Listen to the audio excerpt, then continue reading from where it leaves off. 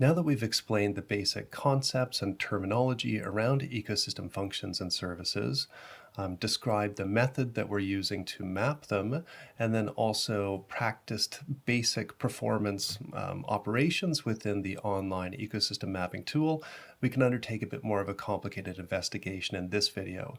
So let's imagine we want to investigate a question like, is the pollination ecosystem function at risk from development? The online mapping tool is really quite useful for undertaking this type of investigation because it allows us to overlay different ecosystem function maps, either individually or in groups, with strategic planning layers. So these would be Sunshine Coast Council planning layers or Queensland planning layers, and then we can produce maps that look like this. So here I have the ecosystem function pollination mapped, as well as the different council-controlled open spaces. So the conservation reserves, nature reserves, local parks, sports grounds, all of those different types of council open spaces, which then allows us to investigate. It looks to be right away from this map, we can see that there's big areas associated with a high performance of the pollination function that are outside of those council-controlled open spaces. So let's look now at the tool itself and how to get to this spot. Just as a background then, and this is covered in depth in the methods video, you'll recall that each ecosystem type, that is each ecosystem reporting category, then has been assigned a score by a panel of scientific experts, and those scores are associated with the performance of a particular ecosystem function, one of the 19 functions. So the pollination function here, then you can see, has very high levels of performance, a 5 out of 5, in certain ecosystem types, including the pelagic zone, benthic zone, coral reefs, seagrass.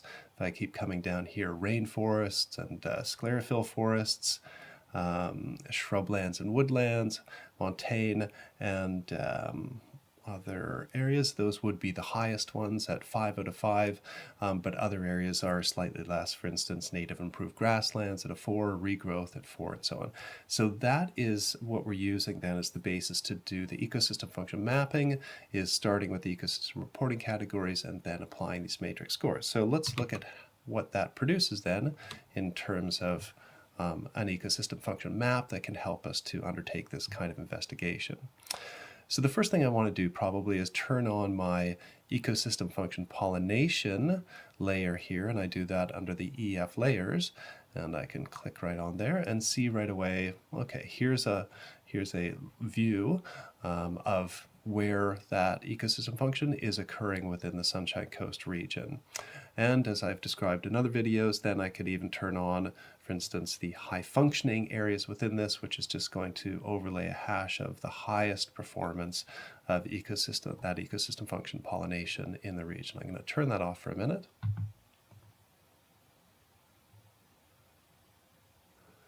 All right, so now let's overlay some those conservation zones. And there's really two ways to do that. In fact, there's many ways to do that. So up here in the Sunshine Coast Council and Queensland State layers now, on top of the pollination function, I'm going to look at conservation zones. So I have two ways of doing that. I can look within this, if I come down here and look under the environment livability strategy for the Sunshine Coast, and then click through under natural environment, remembering to tick all the way up the hierarchy here. So, tick the top, natural environment, biodiversity, and then come down here through to the protected areas state.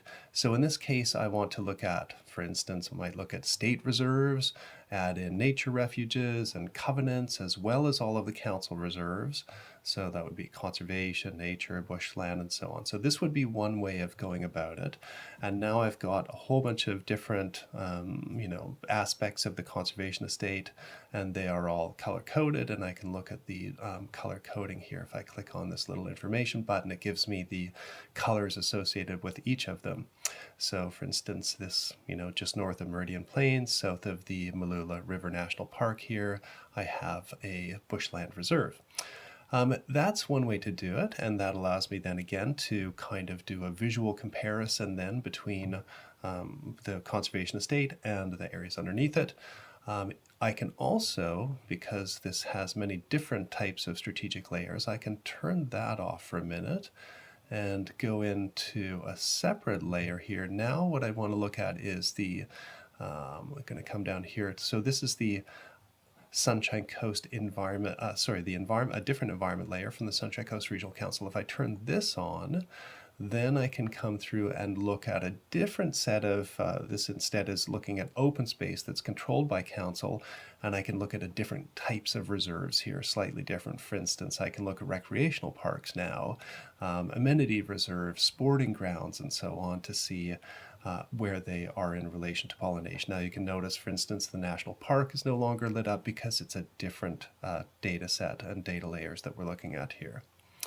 Okay, nonetheless, I'm able to zoom in here and do a visual comparison in this case of areas of high performance of the pollination function, which we see in dark purple, and then different levels of conservation and different conservation categories. I can turn on the swipe tool here, which is sometimes useful. That's this little kind of door-looking tool up here on the top of the panel, and then drag back and forth, and that enables me sometimes to see more easily where the different conservation zones are compared to the compared to the performance of that pollination function. Now recall, of course, I don't have to only look at pollination. I could combine multiple different functions together, do a similar type of analysis with the total function simply by coming up here.